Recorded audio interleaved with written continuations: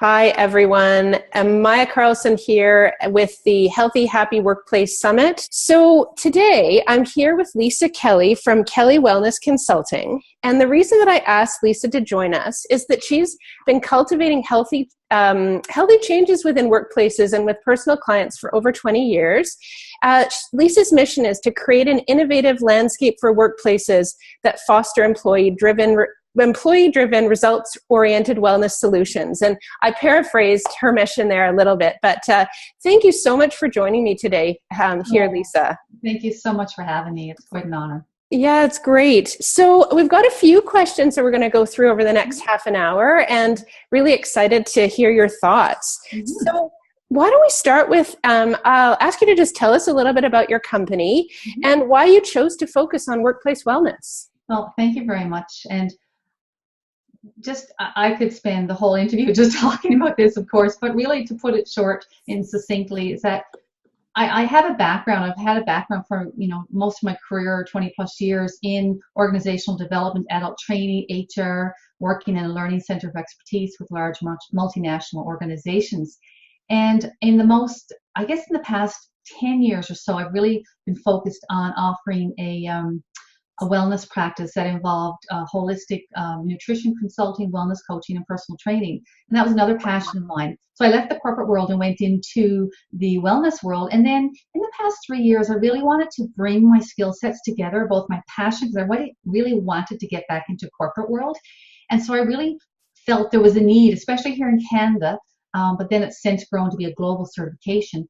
I felt a need to bring all my skill sets together, and I formulated a certification program, which we'll talk about for Canada initially, but there's been such interest that it's now expanded to a global certification, and wow. I believe it's probably the only global certification of its kind, and I'm quite proud of that, and I've had immense support from my associates in my advisory group in bringing that to. And so, that's a big part of our focus at KWC right now, but also we provide on-site and workplace wellness consulting and coaching services to organizations and how they can bring wellness to their work site, or how they can enhance their current workplace wellness offerings. Wow, it sounds like you've really been able to bring your skills and experience from both the corporate perspective and then the wellness perspective really together in a dynamite way.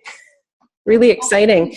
Well, yeah. Well, so we often hear about the importance of, physical wellness, but I know that you're about more than just that. So, what do you think organizations need to focus on when they think wellness in their environments? Well, that is a really great question. And the reason I say that is because for many organizations, and I know from calls and inquiries I get, a month ago I got a call from a company in New York wanting to set up a gym membership policy for their employees. And so I started in my, my little intro to them and our discussions talking about how workplace wellness is really multidimensional. And unfortunately, a lot of organizations fail to realize this. And so they bring in the one-off programs or the physical-based programs. But really, truly, workplace wellness and employee well-being is very broad-based and should be multidimensional. It should involve the physical, whether, it's the nutrition programs, the movement at work programs, ergonomics, which we do, environmental health and safety.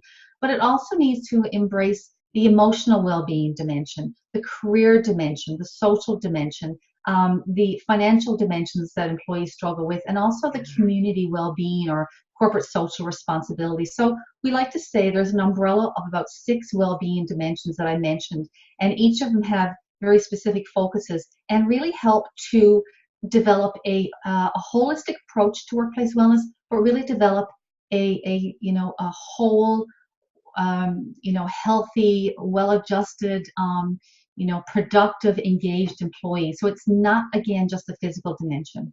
Yeah, it sounds like if we only focus on one, then you may have success for a short time, or you might have success for a few employees. But if you don't cover all those other things, you're going to be missing out a whole lot. Yeah, one thing I've noticed in my work and research and discussions with worksite wellness coordinators across the globe, really, there's a tendency to focus, as I said, on the physical, and so a lot of them are bringing in campaigns now through online gamification and portals. And Not all, but a lot of them tend to focus on the physical, whether it's a nutrition challenge or a physical challenge. Yet there's such a need for, diversification in our wellness offerings, as I just mentioned. Yeah, absolutely. So, how do you think that leaders in organizations play a role here in terms of being successful in making these workplace wellness programs work for the people that are there? Mm-hmm. And I'm so glad you asked that question. And the reason being is that in our program, even in our first module, I think our opening line is we need our C-suite, we need our senior leaders on board. Mm-hmm. And without them, I mean, literally the buck starts and stops with them, but it's so much more than just the funding and resource allocation. We need our leaders to be role models. We need them to be, our premier wellness ambassadors and our wellness champions. We need them to walk the talk. So our employees need to see them strapping up their sneakers, maybe going for a walk at lunch hour. They need to hear their voices come across their, audio voice messages and their emails, encouraging their employees to really, embrace their health and to really provide those supports. So it's not just to talk about it. You need to provide the supports, maybe through training wellness ambassadors through a program such as ours, or bringing in more dynamic lunch and learn speakers, and having wellness campaigns, and and certainly bringing in solutions and offerings that span those 6 dimensions that we talked about. So we really want them to really promote high involvement, what I call high involvement, high commitment type programs in their organizations, and to really cultivate intrinsic motivation. And I know we use that word a lot. What do you can you explain what you mean by that? Well, I certainly can, and I'd like to, because in a lot of practices today, I find in the US probably particularly so. I mean, they've become really quite well developed in workplace wellness offerings, but I do find there is an emphasis today on providing extrinsic incentives, such as, and they're all fine and good, but, things like maybe a cash card to, their favorite vendor, or a discount on their health premiums, which are great. I mean, they're amazing incentives, but we find that those extrinsic incentives just they're great for getting initial participation, but they don't serve well in terms of facilitating long-term behavioral change. That really has to come internally from the employees themselves. And so there's different ways, and we coach a lot of that in our program, on how to cultivate and foster that intrinsic motivation within employees. And what are some of the things that you really encourage leaders to do to foster those intrinsic changes? As I said earlier, just walking the talk, having the employees see them coming back from the gym at lunch hour, or getting them involved in a campaign, have them involved in the ribbon cutting ceremonies of a new campaign, just really being visible, and taking their executive members out for walking meetings, and just really showing that it's okay. I mean, years ago when I worked in an oil company in my work term, in my business school training, our manager was really gracious, and he allowed us to come back 10 minutes early, 10 minutes late on a lunch break, because we're coming back from their on-site gym. And that was a culture, and that was a culture in the organization. That's really what we need to hone and cultivate, is a culture where, it's really about focusing, yes, on getting the work done, being productive, being efficient, but allowing that time for personal care and personal self-care. Right. That's during the work hours. Right. And I'm wondering too, if there's also sort of a message that if the leader leaves on time, or make sure that they actually take a lunch break, or do get outside, that's a real message that they're sharing too. Absolutely. That is a great point. And, if we set the message that we have to work through our lunch hours, and it's, the do or die situation, then it will become, and you're absolutely right, it's all about the C-suite, and then the CEO and the CEOs and all our senior leaders. They're in the role, they have the role, and they can make a difference, and it really does start with them. That being said, as employees, we need to be, change agents, and I'll talk about that in a second, and we need to take self-responsibility and self-leadership. Yeah. So if, for example, your supervisor, is not on board with that, maybe sit down and impress upon them. why it's important to you to have that me time in your workday, Yeah. um, and that you will be that much more productive. So we don't Right. always have to wait for those edicts to come down from top level. We can use a bottom up approach to that as well. Yeah, absolutely. And that makes sense that it comes from various places, and the success around that culture change happens when Mhm. it's not from just one place. Yeah, and just one other thing to add to that too, talking about those wellness dimensions. When we talk about community well-being or corporate social responsibility as one of those dimensions, a C-suite can very much embrace a big community well-being initiative Mm. where the employees get very involved, and that's very team building and very, wellness oriented, and it can be in and of itself. And yeah, so. Yeah. Yeah, that makes sense. So not just even within the organization, but also how to engage outside of the organization in wellness ways. For sure, for Yeah, sure. makes sense. Well, let's move to the next question.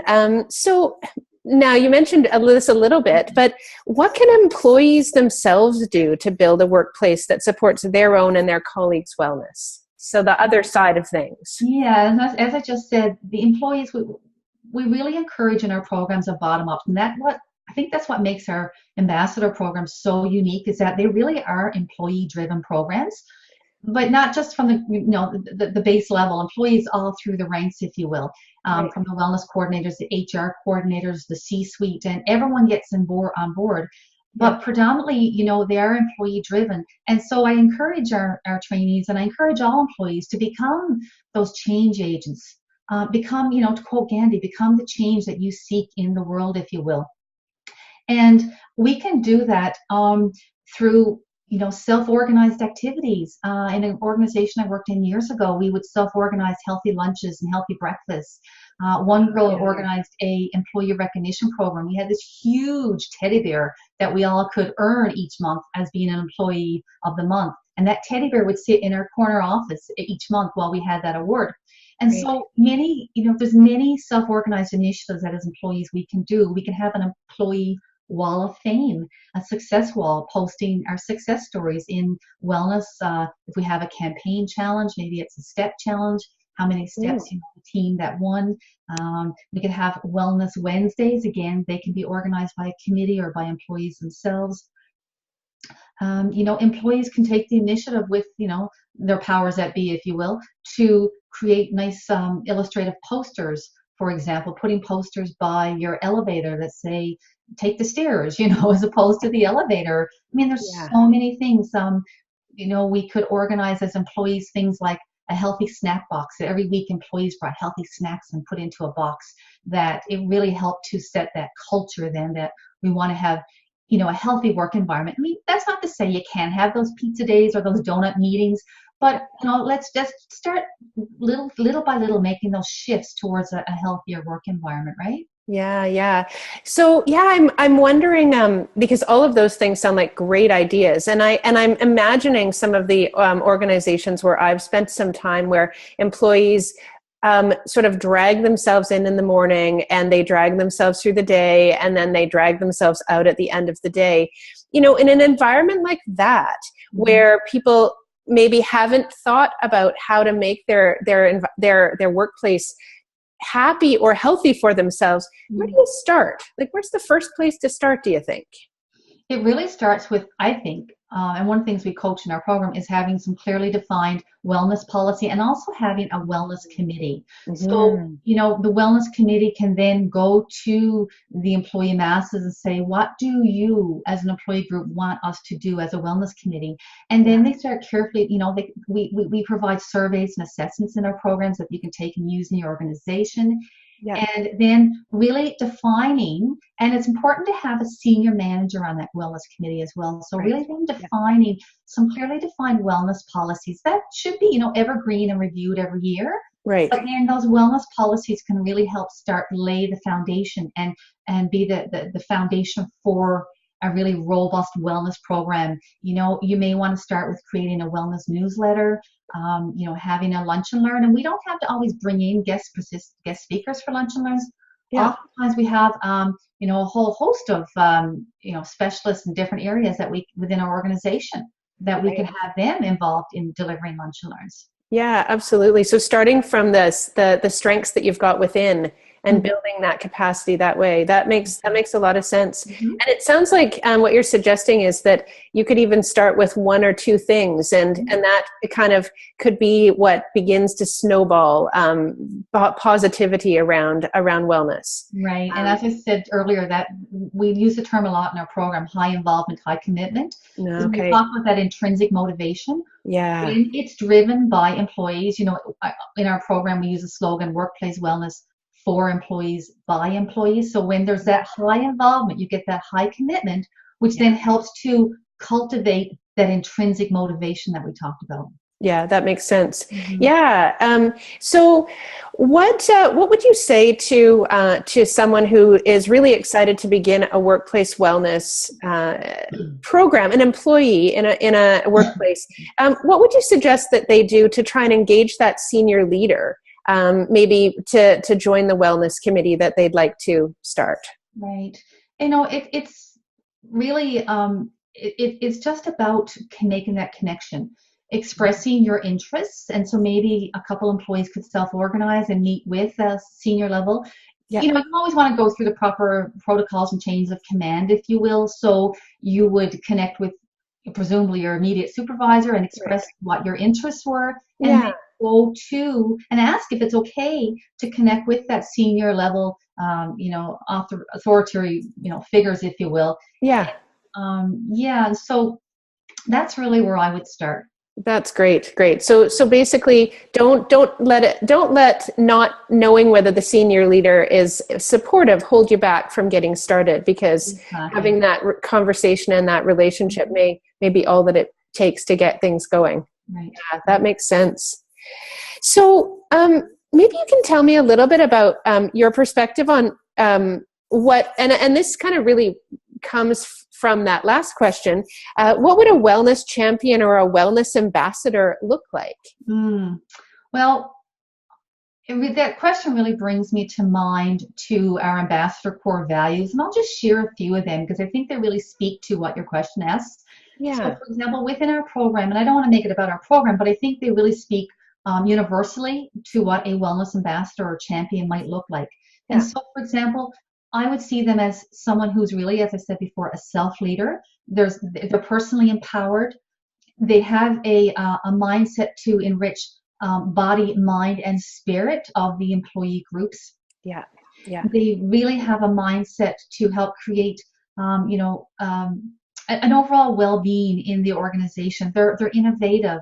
They're forward-thinking and strategic in their thinking. They're strategic partners. A wellness ambassador can be a lifelong learner, and they're really about wanting to embrace and make changes and become that change they're seeking. And they're naturally passionate in all they do, and they really want to help transform. They're transformative, and really want to help transform the lives of those around them. Yeah. They walk the talk, and their actions speak louder than words.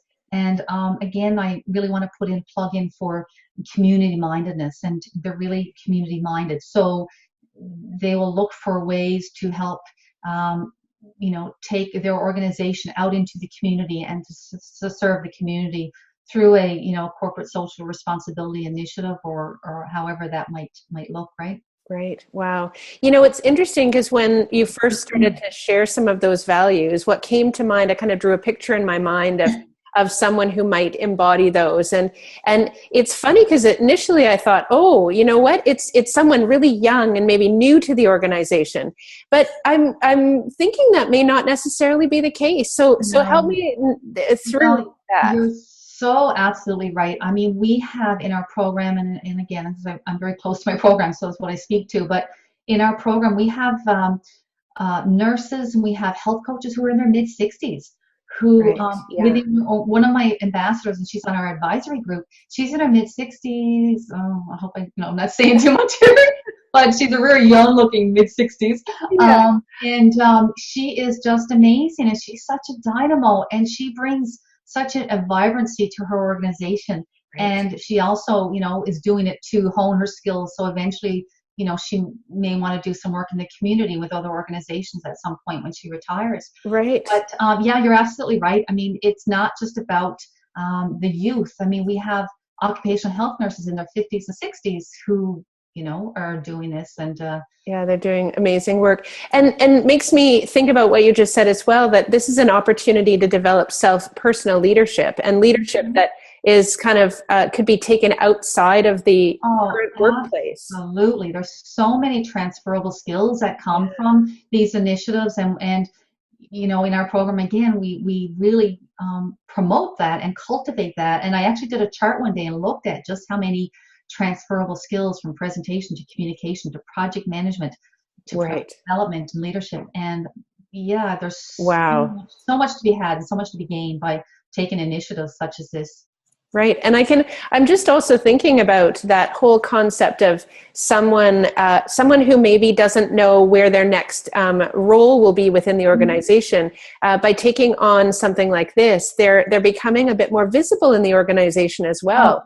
So hugely so. And it really, you're absolutely right. And I've never really thought about that before, but that's so true. And so when you take this, let's just say you present yourself in a self-organized meeting with your supervisor's permission to the C-suite. I mean, what a better way to get yourself known within an organization, especially a large organization. Absolutely. Yeah. And especially if there's you're promoting something that is about making the place better, making the organization a better place to be for not just yourself, but for the people you work with and people who maybe aren't even in your office. Maybe they're in the office across the way, but yeah. I mean, the benefits transcend the organization, from productivity enhancements to less absenteeism, less, presenteeism, reduced health costs from, reduced, like in our program, we teach ergonomics, so unsafe work practices, so reduction in, people putting their back out, which can take people out of work for months, right? Yeah. So there's a cost benefit to the organization for this, not just on an individual employee level, but sort of broadly as well. Oh, huge. Yeah. Wow. So I'm just we're coming towards the end of our interview. It's hard to imagine. It's gone so quickly. I think we've covered lots of great things, but I understand, and you've mentioned your program, but I understand that you have an upcoming program that is launching, and perhaps a gift to share with participants here. So thank you very much. So I'll just very quickly a recap of our program, and that it's an online global program. It's facilitated by myself and many industry experts, and it's a very interactive, very dynamic, very engaging, full of resources and toolkits. We have two levels, the ambassador level and a master. At this point, you can do either. That will probably change a little bit in the future as a succession, more of an approach to the training. But at this point, you can come into either program, and we explain that in our course literature. So we have a program actually starting April 4th here in 2016, and our next program will be in fall. Okay. Fall and one in the spring, and they're 10-week programs in and of themselves. And the one nice thing too about the master program is that in the last half of the program, it's a 10-week program, so in the last 4 weeks, they come together virtually, and this is it's a beautiful arrangement. They come together virtually from all areas of the globe through technology like this, and they co-create a campaign and present that campaign back to the whole group through their Zoom platform. And then all those campaigns go into a database along with past program campaigns. So right now we're up to about 8 campaigns that they can take then and use in their own worksite or with employers as independent wellness consultants. So then they're actually able to access the brains of lots of different people to be able to take those different campaigns to organizations to find something that really fits for that organization. And then just on an add-on note, to wrap up, then at the end of the program, then we have a Facebook support group. We have mastermind sessions. So then they get to take and really apply what they learn in the program, and we support them then in the actual execution of the program, post program. And through our Facebook support, they get a lot of industry or community network support through all the people in past programs as well. Right. Great. Okay. Wow. And you mentioned that you had a gift for people who are participating, if they're interested. Yeah, I have 2. We have a really beautifully illustrated 8-tip sheet called 30 Seconds to Wellness, and that will come through the VIP opt-in that you will post.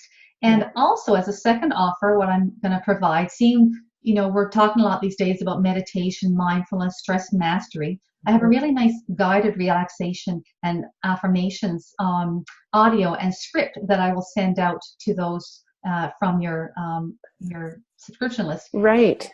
This particular one relates, I believe, to healthy weight management, and it's quite. I'm rather proud of it. It's quite a nice, relaxing audio. That sounds great. Those sound like really wonderful gifts.